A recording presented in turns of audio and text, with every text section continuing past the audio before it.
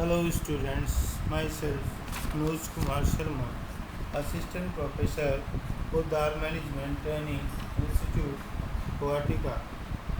विद्यार्थियों, आज हम गेस्टाल्टवाद के सिद्धांत के बारे में अध्ययन करेंगे। विद्यार्थियों, तीन प्रमुख तस्वीरें आपके सामने हैं। ये महान मनोवैज्ञानिक सबसे पहले चित्र में वैक्स वर्दीमर है। वैक्स वर्दीमर का जन्म 15 अप्रैल 1880 में ऑस्ट्रेलिया में हुआ था। विद्यार्थियों, दूसरी तस्वीर कुर्ट कोफका की है, जिनका जन्म 18 मार्च 1986 को जर्मनी में हुआ। और तीसरी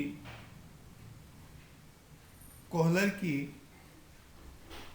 आपके सामने तस्वीर है। इनका जन्म 21 जनवरी 1887 को जर्मनी में हुआ।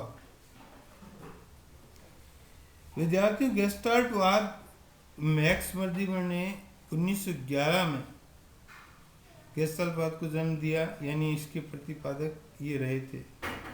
इसके बाद 1916 में कोहलर और कोफका जो विद्वान थे मनोविज्ञान के, ये इनसे जुड़े और 1916 में ही इन्होंने प्रयोग किया सुल्तान नामक चिंपैंजी के ऊपर। तो विद्वानों के अनुसार 1920 में ये सफल हुआ। गेस्टाल्टवाद की स्थापना जर्मनी में 1912 में वैक्स वर्दीमर द्वारा की गई। और इसके बाद हम इसके अर्थ को जानेंगे कि इसका अर्थ क्या होता है। गेस्टाल्टवाद एक जर्मन भाषा का शब्द है, जिसका अर्थ होता है प्रारूप, आकार या पूर्णाकार या समग्राकार से लिया जाता है।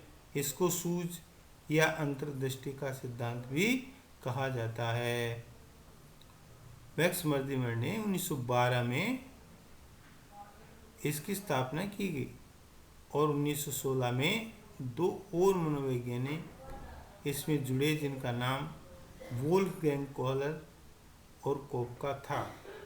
ये दोनों ही मनोविज्ञान के बहुत बड़े विद्वान थे।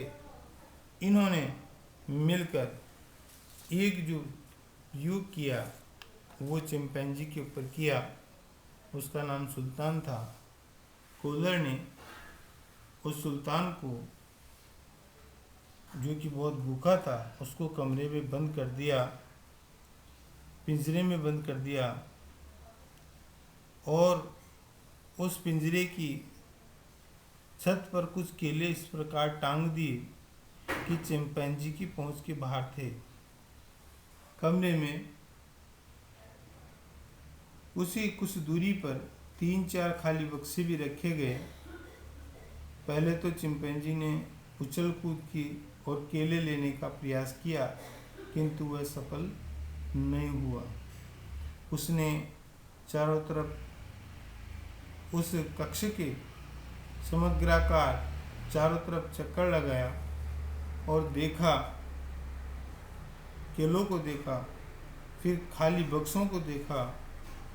इसके बाद उसके दिमाग में अचानक कोई सूझ उत्पन्न होती है और वह उन खाली बक्सों को केलों की नीचे की तरफ खींचकर उस पर चढ़ जाता है और केले प्राप्त कर लेता है। यह उसकी सूझ ही थी जिसने अपने लक्ष्य को प्राप्त करने में मदद की। एंडरसन कहते थे कि अंतर्दृष्टि से तात्पर्य समस्या के हल को यकायक प्राप्त करने में है, अर्थात अधिगमकर्ता प्रत्यक्षकरण एवं विचारों को संगठित करके किसी भी समस्या का समाधान निकाल सकता है। उन्होंने ये जो है एक सिद्धांत दिया। अब इस चित्र में आप देख रहे हैं कि चिंपैंजी पहले तो केलों की तरफ देख रहा है, फिर उसने बक्सा उठाया हुआ है, फिर वह बक्से को रखने की कोशिश कर रहा है। जब एक बक्से पर चढ़कर वो उसके केले हाथ नहीं आए तो उसने 2 बक्से उसके ऊपर रखे हैं और फिर केलों को प्राप्त किया है और सफल रहा। दूसरा कोदर का प्रयोग, पिंजरे में बंद उस सुल्तान को केले को बाहर रख दिया और 2 छड़ी पिंजरे के अंदर रखी और वो दोनों छड़ियाँ ऐसी थी कि वो आपस में जोड़ी जा सकती थी। पहले तो सुल्तान ने उन दोनों छड़ियों को ध्यान से देखा, एक छड़ी को देखा, दूसरी को देखा, फिर अचानक यकायक उन दोनों छड़ियों को जोड़ने का विचार उसके मन में आया और इस प्रकार उसने दोनों छड़ियाँ आपस में जोड़ी और पिंजरे के बाहर जो केले पड़े हुए थे उनको अपनी तरफ खींच लिया। इस प्रकार से उसके ये सूझ उत्पन्न हुई कि जो है इसकी सहायता से मैं इसको प्राप्त कर सकता हूँ। तो इस प्रकार से उन्होंने सुल्तान ने वो केले प्राप्त कर लिए। तो इस प्रकार से ये कहा गया कि विद्यार्थी भी जो है अपने द्वारा विभिन्न तरह के प्रयासों को करके सफलता को प्राप्त कर सकता है। इसके बाद इन्होंने 4 प्रमुख सिद्धांत दिए, 4 प्रमुख बिंदु दिए जिनके आधार पर इन्होंने इस सिद्धांत को विद्यार्थियों के लिए उपयोगी सिद्ध करने के लिए प्रयास किया। सबसे पहला था रचनात्मक कार्य, कि विद्यार्थियों द्वारा इस प्रकार का जो कार्य किया जाए, यानी अंतर्दृष्टि और सूझ का सिद्धांत अगर विद्यार्थियों के लिए लागू किया जाए तो रचनात्मक गतिविधि उनके अंदर उत्पन्न होती है। वो विभिन्न तरह की वस्तुओं को देखते हैं और समझने का प्रयास करते हैं और उनका प्रयोग भी करते हैं। नंबर 2, तर्कशील और कल्पना। देखिए विद्यार्थियों कल्पना शक्ति विद्यार्थी की अगर जितनी अधिक होती है, तर्कशीलता जितनी अधिक होती है, विद्यार्थी उतने ही ज्ञान की प्राप्ति करता है। तो इस प्रकार से जो है ये सिद्धांत उन विद्यार्थियों के लिए कल्पना को बढ़ाता है और तरह तरह की कल्पनाएं करता है। जैसे कि किसी की समस्या है, उस समस्या का समाधान ढूंढने के लिए कि मैं ये प्रयास कर सकता हूँ, मैं ये कर सकता हूँ, मैं ये कर सकता हूँ, विभिन्न तरह के विचार करता है। तो इससे उसकी विद्यार्थी की कल्पना शक्ति बढ़ती है। तीसरा, सूझ का आधार। सूझ का आधार का तात्पर्य कि उनमें ये कई कुछ समस्या को समाधान करने की विधि उत्पन्न होती है, इसी को हम सूझ का आधार कहते हैं। और चौथा है यांत्रिक रूप से सीखने का विरोध। विद्यार्थियों इस सिद्धांत को लाकर इन तीनों विद्वानों ने साबित कर दिया कि केवल यांत्रिक विधि द्वारा ही विद्यार्थियों को सिखाया नहीं जा सकता। श्रवण और दृश्य सामग्री ही उपयुक्त नहीं है अधिगम करवाने के लिए।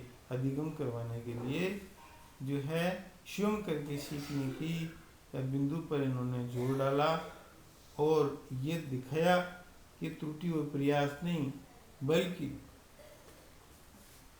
विद्यार्थियों को समस्याओं का हल स्वयं ढूंढने कर और उनको हल करने में है। गणित, विज्ञान, अंग्रेजी जैसे विषयों को जिसमें काफ़ी जो है इस प्रकार के यंत्रों की आवश्यकता पड़ती थी, जैसे कि जिनमें सीडी प्लेयर है, डीवीडी प्लेयर है, तरह तरह के प्रयोग उनमें दिखाए जाते थे। तो उन्होंने ये समझाया और ये समझाने का प्रयास किया कि विद्यार्थी किसी भी कार्य को, चाहे वो प्रयोगशाला में करे या वो चाहे रचनात्मक कार्य हो, चाहे किसी भी प्रकार का कार्य हो, वह स्वयं की समस्याएं, उन समस्याएं अगर आती है तो उनका समाधान ढूंढ कर और आगे बढ़ने का प्रयास करें। तो इस प्रकार से यह प्रयोग शिक्षा के लिए बहुत उपयोगी सिद्ध हुआ। विद्यार्थियों अगले सिद्धांत के साथ हम फिर मिलेंगे। जब तक हैव ए गुड डे।